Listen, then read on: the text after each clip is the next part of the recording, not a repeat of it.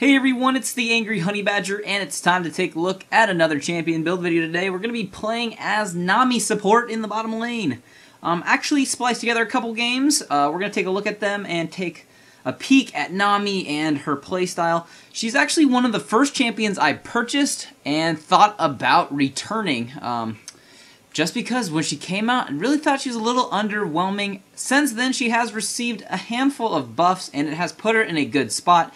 She is very viable now and a good support, and actually pretty fun to play now.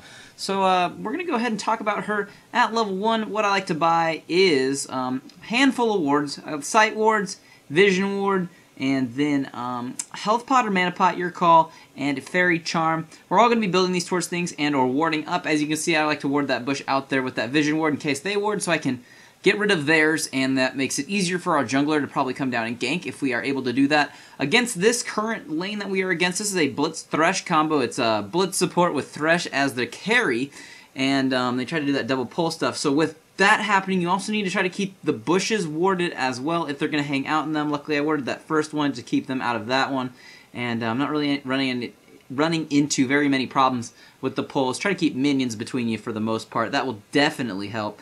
But other than that, just going to support my Vayne that is with me for this game until we go to that next one. A few things just off the bat with Nami. At level 1, take 1 point and put that in your Q. You will max that last, but that is your Aqua Prison. And what that is going to do is it sends a bubble into the air, and when it lands, it's going to deal a little bit of damage, and it's then going to basically stun enemies in it for 1.5 seconds, and then it drops them to the ground.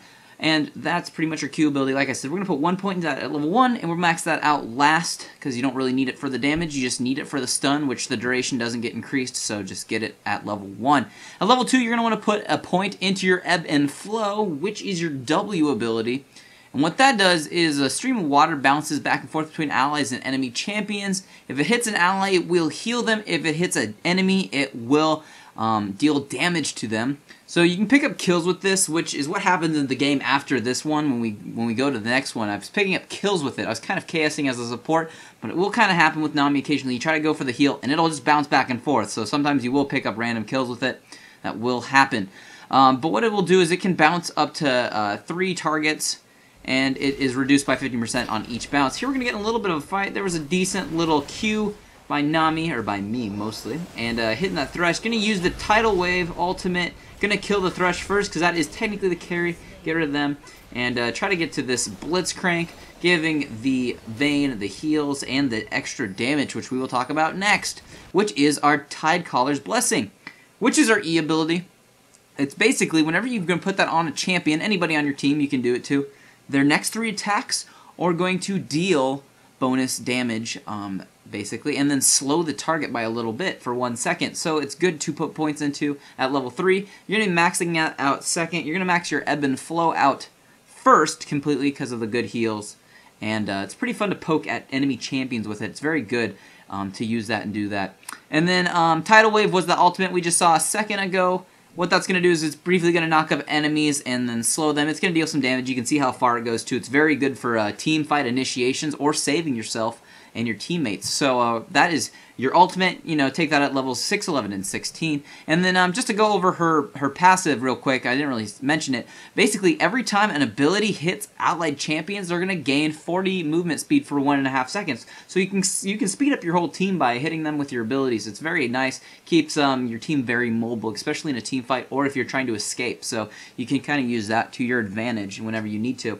Early on in this game, when we did go back for that first time, I like to pick up a Chalice of Harmony with Nami. She loves to eat her mana, especially if you like to poke at them a little bit, which I do like doing with Nami, so I do highly recommend a Chalice of Harmony. I've tried the Philo Stone before. It just doesn't feel like it gives me enough mana regen when you need it, so that's just something I would highly recommend is a Chalice of Harmony. We will be building this towards something in a little bit too, so it's not going to go to waste. There's going to be a prison onto the Thresh. Going to focus him first. Vayne's in there. He's going to knock him into the wall. We're going to go ahead and pick up the kill there. He is going to get very low, but he will be able to pick up a kill on the Blitz as well, and also to heal that way before minions do too much damage in case that's going to happen. And we got Vayne picking up a double kill, so that's going to be very helpful. Going to go ahead and keep warding up, put a ward over here by Dragon now to keep some vision on that in case they try to do anything with Dragon. Also gives us a little bit better heads up in case somebody is ganking from River as well. So we have that Chalice of Harmony at this point in the game. Next one I'm picking up is finally some gold per 5 item. I'm going to pick up a Kage's Lucky Pick. We'll be teaming this up too with an item later on, but we're going to get a little bit of AP from that and gold over time, and that's going to be very helpful for us. I'm still buying wards physically without picking up a Sightstone yet. We will eventually be picking one up, but I do like to try to get those first 2 items pretty early just so I can start to get some gold over time and have all the mana I will need in a fight. And we also do have the first part of our boots, but luckily whenever I'm using basically abilities, I am getting sped up whenever I put one on me, which I can easily do if I need to. Here is Nautilus. We'll get into a little bit of a fight with him. We did find that Blitzcrank for a second. I am getting kind of low. I'm going to need to retreat now. We do have Twisted Fate coming in. I am going to take the ult too, though I will use my ultimate over at Twisted Fate trying to get away, but a card will end me off. I will pick up an assist on the Nautilus and an assist on the Twisted Fate as well, so a couple of assists are never a bad thing. We're going to pick up that Ruby Crystal now that we are back at base, and that will be part of what goes towards that Sightstone fairly early on in the game. But we are already down a tower down here, but they are too because we evenly swapped towers fairly early. But that's pretty much beginning aspects to Nami. Like I was saying though, early on when she was first released, found her a little underwhelming. She didn't quite do enough damage. It just didn't feel rewarding to play her quite as much. And since then, I think her Q's been buffed a little bit. I think her ultimate's length has been extended, as well as some damage on a couple other things. And they've just kind of fixed her a little bit. So I would definitely recommend her now if you are into the support champions. She's just different and she's fun because of that. So, and she is very strong if you land all of her abilities. But before, as I was saying, if you missed your Q and your ultimate just wasn't quite right, you just really didn't do too much. I mean, you could kind of help heal, kind of, but not a ton. It's not a massive heal, but it's nice in lane. But during team fights, don't expect it to, you know, to really heal everyone. It's not like Soraka or anything like that. So you got to be a little bit weary of that, at least with her kit. But you get some good damage out of her E when you do put it on champions, especially on your AD carry, and picking up an assist there on the TF. But you know, your main job, at least when I play her, is I go for other support items that will help with her kit and help her just become even better at being a support. Some support champions I build them a little tankier. This one will not be that way. I will get a handful of support items that will help us in a few different ways. So we are starting off by, you know, just obviously supporting the team, and now we obviously should be warding. I would highly recommend getting Sightstone and then building that into a Ruby Sightstone on all of your supports. The wards are nice, and you're just going to want to have those at your disposal as well. It's just good to have wards on you basically all of the time. So definitely take a look at just making sure that you have those items. It's just pretty smart move to go ahead and just have that stuff with you.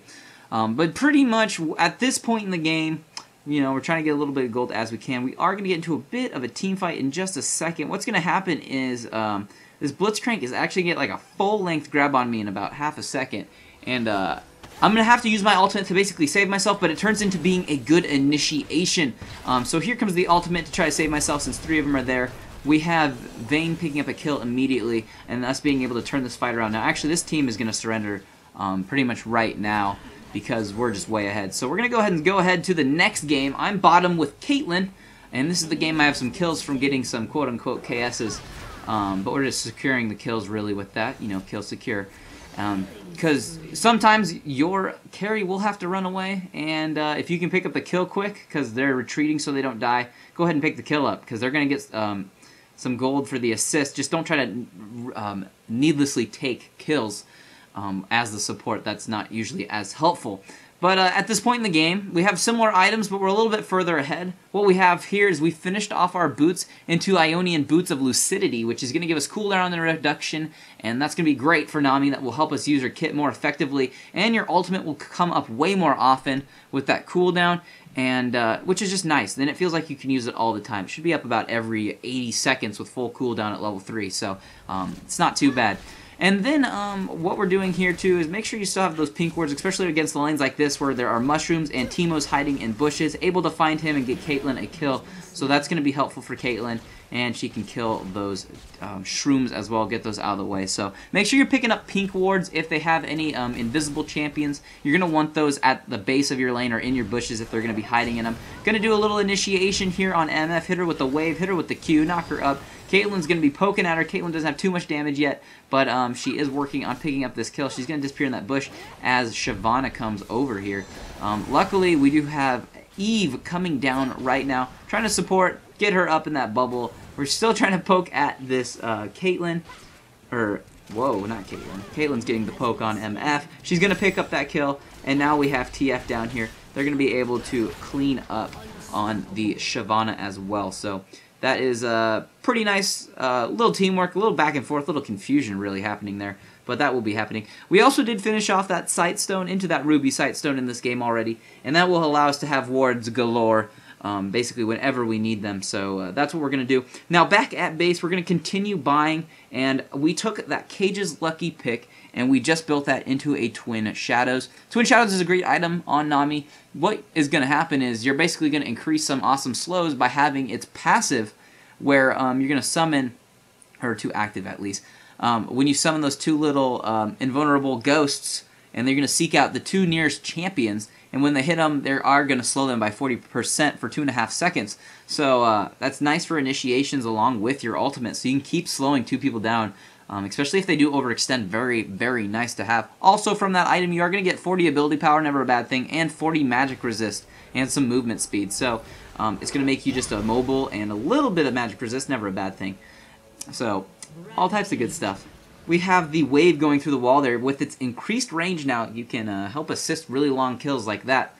Here we are going to stick around just a bit too long after we take this tower. We should be getting out, but Shyvana is going to come up here quick, and Zach is going to jump in. We are going to lose Caitlyn right away in this fight. I'm going to try to help support here and try to save TF, as they are going to go for him primarily. I'm a little low on mana, but this is why we have a Chalice, because without a Chalice, we would just be completely out of mana. Going to go ahead and get both of them in the next Q, which will knock them up and save TF from getting further dove, and now Evelyn is going to move in as she is unstoppable and go ahead and kill that Shyvana quick.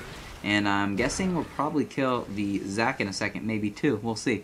But we could Twin Ghost here if I was smart, but apparently I wasn't thinking about, hey, we should use Twin Ghost. So, but we're going to go ahead and kill him anyways, and support our teammates with the W, healing them and dealing a little bit of damage as we finish off that Zac partially under the turret. So pretty good work together there to save the TF and continue moving back to pick up the other two. Now back at base, what is happening is we're going to continue building. It's time to start building toward our Runic Bulwark, and obviously the first part of that is going to be the Aegis, so we're going to start building towards that a little bit.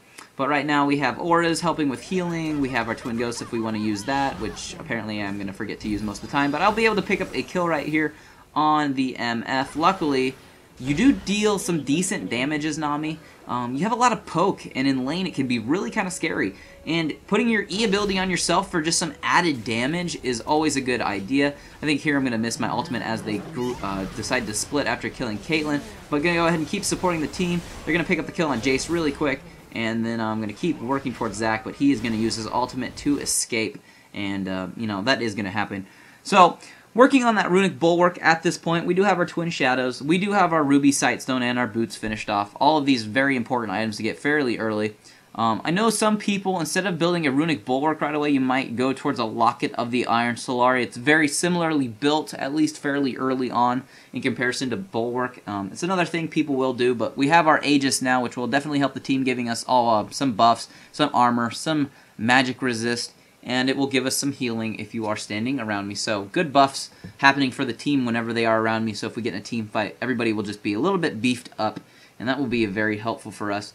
Now, this game will eventually end, as sad as it will happen, but, you know, we're doing fine so far. I actually have 5 kills, 0 deaths, and 13 assists. Going to use the ultimate when they stack up. That way we knock them all up.